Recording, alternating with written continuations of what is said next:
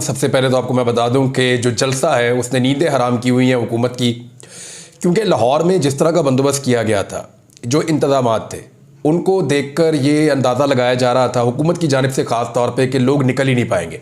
यानी इतना ज़्यादा निज़ाम को अगर कस दिया जाए तो फिर लोग कैसे निकलेंगे, लेकिन इसके बावजूद लोग पहुँच गए।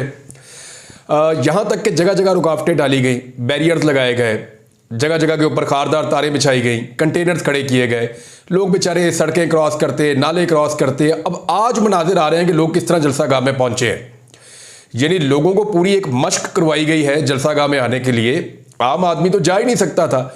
जिस तरह बेचारे लोग वो बट्टी के टीले अबूर करते हुए आ रहे हैं, किसी जगह पे नाला है तो उसको कैसे वो क्रॉस कर रहे हैं, किसी जगह पे वो रिंग रोड के ऊपर टॉप से कैसे नीचे उतर रहे हैं, बड़े अजीब अजीब मनाजिर हमने देखे हैं।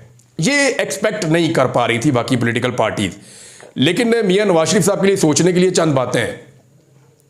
मैं सिर्फ उन्हें बताना चाहता हूं कि नंबर एक तो ये है कि पाकिस्तान तहरीक इंसाफ ने कोई खाना नहीं दिया अपने कारकुनों को इस जलसे के लिए। नंबर दो, कोई पैसा भी नहीं दिया, जैसे आप 5-5 हज़ार 2-2 3-3 हज़ार देते हैं एक एक बंदे को आने के लिए जलसे में, वो भी नहीं दिया जलसे के लिए। नंबर 3, कोई ट्रांसपोर्ट भी मुहैया नहीं की गई तहरीक इंसाफ की जानिब से। लोग पैदल आए, गाड़ियों पे आए, मोटरसाइकिलों पे आए, अपनी गाड़ियों को रिस्क पे दूर खड़ा करके लोग पैदल पहुंचे, तो ये भी ट्रांसपोर्ट भी नहीं दी गई और कोई लालच लोगों को नहीं दिया गया। इसके बावजूद लोग इमरान खान की सिर्फ कॉल के ऊपर, उसकी गैर मौजूदगी में, वो जेल में बंद है और लोग जलसे में पहुंच गए। मियां साहब, अगर आप पॉलिश की बड़ी वाली डबिया ना उठाते और आप वो काम ना करते जो आपकी बेटी ने कहा कि हमें अच्छे से आता है कि जूते साफ करने पड़ते हैं, अगर आप गोद में जाकर ना बैठते और जेल में बैठते, तो यही इज्जत मियां साहब आपको भी मिल सकती थी। लेकिन आपने इज्जत से ज्यादा इक्तदार को पसंद किया। अवाम से ज्यादा आपको लगाव जो है वो उन जूतों के साथ है जिनको आप पॉलिश करके इक्तदार में आए। बहरहाल ये है सिचुएशन। अब मियां साहब का एहसास कमतरी तो बनता है। पाकिस्तान तहरीक इंसाफ का जो नेक्स्ट स्टॉप है, मैं आपको बता देता हूं। एक तो तहरीक इंसाफ ने फैसला किया कि जुम्मे वाले दिन वो एक बहुत बड़ा एहतजाज करेंगे, एहतजाजी मुजाहरा करेंगे अदलिया के खिलाफ जो साजिश हो रही है उसको लेकर, क्योंकि अब वकला की तारीख तो शुरू हो गई है। लाहौर में तो उन्होंने अपना पहला फेज किया था, अब वो पेशावर जा रहे हैं वकला, और बहुत उम्मीद है कि ये जुमेरात या जुम्मा, इन दोनों में से एक दिन शायद पेशावर के लिए फाइनलाइज हो जाएगा, क्योंकि इसके बारे में बात हो रही है, अभी फाइनल अभी तक नहीं हुआ। लेकिन जुमेरात या जुम्मे को पेशावर के अंदर जो है वो वकला की मुख्तलिफ जो तंजीमें हैं वो ऑल पाकिस्तान वकला कन्वेंशन वहां पे बुलाएंगी और फिर ये तहरीक आगे बढ़ेगी। दूसरी जानिब इस्लामाबाद का रेड जोन जो है उसको तकरीबन सील कर दिया गया है, कंटेनर ही कंटेनर पहुंचा दिए गए हैं, और ये सब कुछ इसलिए किया जा रहा है कि वकला की तहरीक शाराए दस्तूर पे दाखिल ना हो सके। अब हाई कोर्ट भी वहीं पे, सुप्रीम कोर्ट बिल्कुल उसके सामने है। वकला को अदालतों में तो जाना है, अदालतों में जाने से कोई रोक नहीं सकता। तो ये बड़ी अजीबोगरीब और ऑड किस्म की सिचुएशन पैदा हो गई है मौजूदा हुकूमत के लिए। और हुकूमत कैसे रोकेगी वकला की तहरीक को, इसका उनके पास अभी तक जो मुझे दिखाई दे रहा है कोई सलूशन नहीं है। वो एक पॉलिटिकल पार्टी के जलसे को नहीं रोक पाते, तो वकला की तहरीक को कैसे रोकेंगे। जुम्मे वाले दिन पाकिस्तान तहरीक इंसाफ ने अदलिया के साथ यकजहती के लिए अनाउंसमेंट कर दी है कि वो एक एहतजाज करेंगे जुम्मे वाले दिन पूरे पाकिस्तान में, हर शहर के अंदर। और दूसरा जो नेक्स्ट स्टॉप है पाकिस्तान तहरीक इंसाफ का, वो तहरीक इंसाफ के एक बड़े मजबूत गढ़ की तरफ जा रहे हैं, और वो है मियां वाली। मियां वाली से इमरान खान साहब का अपना ताल्लुक है, उनका आबाई इलाका है, और यहीं पे वो इलेक्शन लड़ते हैं। हमेशा कौमी असम्बली का एक हल्का वो यहां पे रखते हैं। पाकिस्तान में जो सबसे ज्यादा वोटों का रिकॉर्ड है वो भी मियां वाली में ही बनता है, जो इमरान खान साहब को पढ़ते हैं। तो बिल्कुल वन साइडेड मियां वाली है। मियां वाली का हर आदमी अपने इमरान खान के साथ खड़ा है, क्योंकि वो ना सिर्फ इमरान खान को ओन करते हैं, इमरान खान का अपना ताल्लुक मियां वाली से है, बल्कि मियां वाली के लोग जो हैं वो पाकिस्तान तहरीक इंसाफ के नजरिए के साथ भी बड़े डट कर खड़े हैं। तो अब मियां वाली में बहुत सारे रास्ते खैबर पख्तूनख्वा से भी इधर को आते हैं, पंजाब से भी उधर को जाते हैं। तो ये जो सॉल्ट रेंज का रीजन है ये सारा मियां वाली की तरफ जाएगा, और ये एक बड़ा भरपूर जलसा होने वाला है। हुकूमत अपनी पूरी ताकत लगाकर भी इसको नहीं रोक पाएगी। मैं आपको फिर बता रहा हूं कि हुकूमत अपनी पूरी ताकत लगाकर भी इसको भी नहीं रोक पाएगी। जब लाहौर में ये कुछ नहीं कर सके तो मियां वाली में क्या करेंगे। और मियां वालियों को तो सब जानते हैं कि जब वो ठान लेते हैं कोई काम करने का तो फिर वो कैसे करते हैं, ये आप देख लीजिएगा। मियां वाली में अगला जलसा आने वाला है। अब बहुत थोड़े वक्त में पाकिस्तान तहरीक इंसाफ ने जलसा करने का एक नया रिकॉर्ड कायम किया है। लेकिन इस बीच में मुझे याद आया कि इसका आगाज हो गया था 2022 में। मई 2022 में आपको याद होगा सियालकोट में एक जलसा था पाकिस्तान तहरीक इंसाफ का, और जिस ग्राउंड में यह जलसा हो रहा था, जहां इंतजामात किए जा रहे थे, तो पुलिस ने सुबह सुबह आके वहां का डीपीओ था हसन, जिसको मरियम नवाज ने आपको याद होगा एक ट्वीट करके कहा था शाबाश हसन।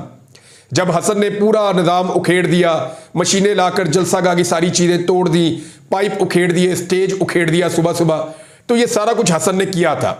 ये वही हसन है जिसने मुझे गिरफ्तार किया था पहले सियालकोट से, और फिर मुझे हसास इदारों के हवाले कर दिया जहां पे मैं 5 महीने तक तकलीफ बर्दाश्त करता रहा। ये वही हसन है, और इसी ने मुझे प्लेट में रखकर अपने आईजी के हुक्म के ऊपर मुझे हवाले किया था एजेंसियों के।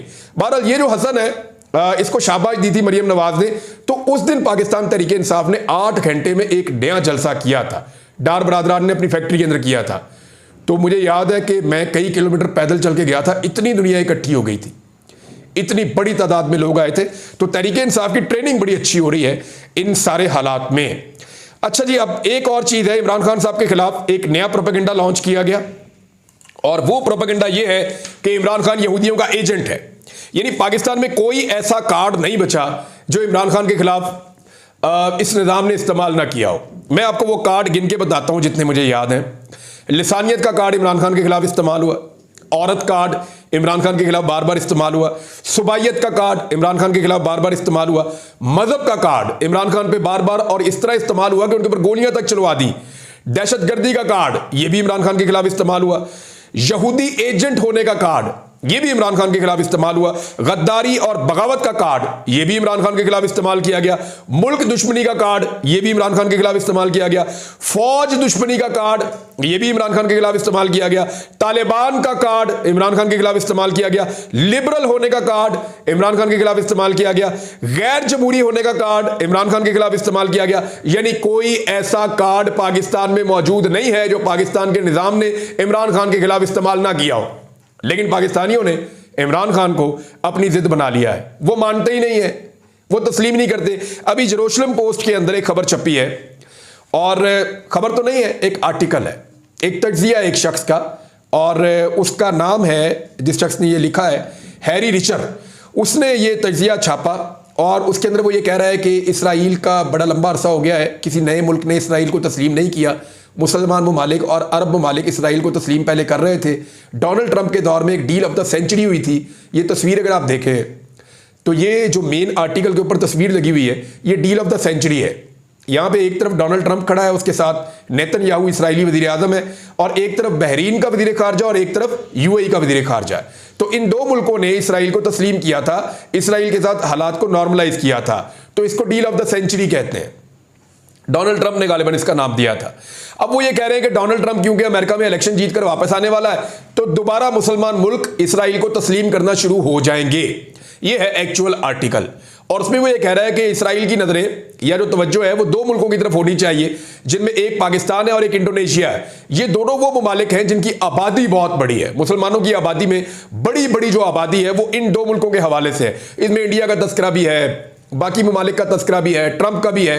तो इमरान खान के बारे में उन्होंने लिखा कि जनाब इमरान खान साहब ने कोई इशारा दिया है। मैं आपको अगर एग्जैक्टली आपको पढ़ के बताऊं, इसमें जो इमरान खान के बारे में जुमले हैं 2-3, मैं आपको वो बता देता हूं। एक तो यह है कि साबिक वजीर आज़म इमरान खान ने इसराइली पॉलिसियों के खिलाफ सख्त बयानबाजी के बावजूद पाकिस्तान को अपनी खारजा पॉलिसी का रास्ता बनाने की जरूरत का इशारा दिया है। कहां दिया है? हमने तो आज तक नहीं देखा। नंबर 1। अभी मैं आपको हकायक बताऊंगा, कुछ ऐसी चीजें बताऊंगा जो पाकिस्तान के बहुत सारे सहाफी गवाह हैं और वो बताएंगे भी। फिर उन्होंने कहा जी कि ये उम्मीद की जा सकती है कि इमरान खान साहब पाकिस्तान की जो मिलिट्री है उनकी राय को तब्दील कर सकते हैं फौजी एस्टेब्लिशमेंट की इसराइल के बारे में, क्योंकि फौजी एस्टेब्लिशमेंट ये सोचती है कि इसराइल को तस्लीम नहीं करना चाहिए। ये वहां पे छपा है। ये जी 15 सितंबर का आर्टिकल है। अब इसको पाकिस्तान के मीडिया में ऐसे छापा जा रहा है जैसे इमरान खान इसराइल के साथ जाकर खड़े हो गए और इसराइल को तस्लीम करने ही वाले थे अगर कहीं रजीम चेंज ऑपरेशन ना होता तो। अब मैं आपको बताता हूं हकायक, और ये हकायक मैंने लिखकर इसलिए रखे ताकि कोई चीज गलत ना हो और एक एक चीज वेरीफाइड है। पाकिस्तान का इमरान खान वो वाहिद लीडर है जिसने मुल्की और आलमी सतह के ऊपर इस्लामोफोबिया के खिलाफ और इसराइली मजालम के खिलाफ सबसे बढ़कर आवाज उठाई है। इमरान खान वाहिद आदमी है जिसने फलस्तीनियों के ऊपर जो जुल्म हो रहा था उसको दुनिया की सबसे बड़ी जेल करार दिया था। गजा में जिस तरह से उन्होंने सराउंड किया हुआ है, चारों तरफ से घेरा हुआ है, उसको इमरान खान ने पहली मर्तबा यह करार दिया कि यह दुनिया की सबसे बड़ी इंसानी जेल है जिसके अंदर फलस्तीनियों को बंद किया गया है। और वो वाहिद लीडर है जिसने अल्लाह को गवाह बनाकर कहा था कि मैं अल्लाह को क्या जवाब दूंगा अगर मैं इसराइल को तस्लीम कर लेता हूं। फलस्तीन का मसला हल करने के लिए इमरान खान ने पाकिस्तानी वज़ीर आज़म में अब तक सबसे ज्यादा जोर दिया है। आप अक़वाम मुत्तहिदा में इमरान खान साहब की तकरीर उठाएं, उसका उर्दू ट्रांसलेशन करें और उसको आप पढ़ें तो आपको आइडिया हो जाएगा कि इमरान खान से ज्यादा जोरदार तरीके से कोई और फलस्तीनियों के हक में खड़ा नहीं हुआ। एक चीज और है, आप जरा एक बात सोचें, अगर इमरान खान इसराइल का एजेंट है या यहूदियों का एजेंट है तो जेरूशलम पोस्ट को यह बात नहीं पता कि जब हम उसके हक में लिखेंगे तो पाकिस्तान में उसकी ऐसी तैसी हो जाएगी।